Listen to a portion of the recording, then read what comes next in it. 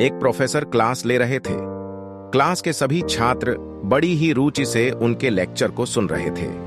उनके पूछे गए सवालों के जवाब दे रहे थे।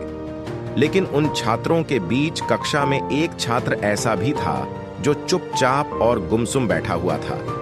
प्रोफेसर ने पहले ही दिन उस छात्र को नोटिस कर लिया, लेकिन कुछ नहीं बोले। लेकिन जब 4-5 दिन तक ऐसा ही चला तो उन्होंने उस छात्र को क्लास के बाद अपने केबिन में बुलवाया और पूछा, तुम हर समय उदास रहते हो, क्लास में अकेले और चुपचाप बैठे रहते हो, लेक्चर पर भी ध्यान नहीं देते, क्या बात है?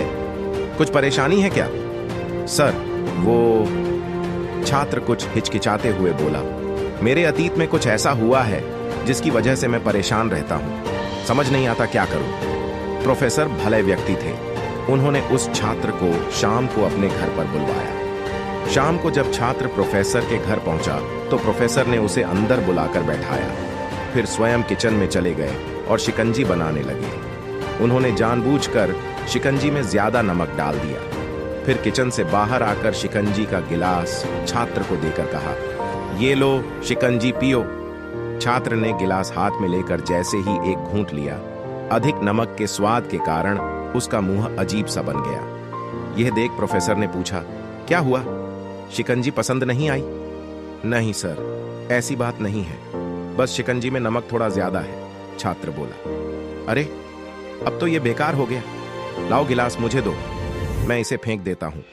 प्रोफेसर ने छात्र से गिलास लेने के लिए अपना हाथ बढ़ाया, लेकिन छात्र ने मना करते हुए कहा, नहीं सर, बस नमक ही तो ज्यादा है, थोड़ी चीनी और मिलाएंगे तो स्वाद ठीक हो जाएगा। यह बात सुन प्रोफेसर गंभीर हो गए और बोले, सही कहा तुमने, अब इसे समझ भी जाओ, ये शिकंजी तुम्हारी जिंदगी है, इसमें घुला अधिक नमक तुम्हारे अतीत के बुरे अनुभव हैं। जैसे नमक को शिकंजी से बाहर नहीं निकाल सकते, वैसे ही उन बुरे अनुभवों को भी जीवन से अलग नहीं कर सकते।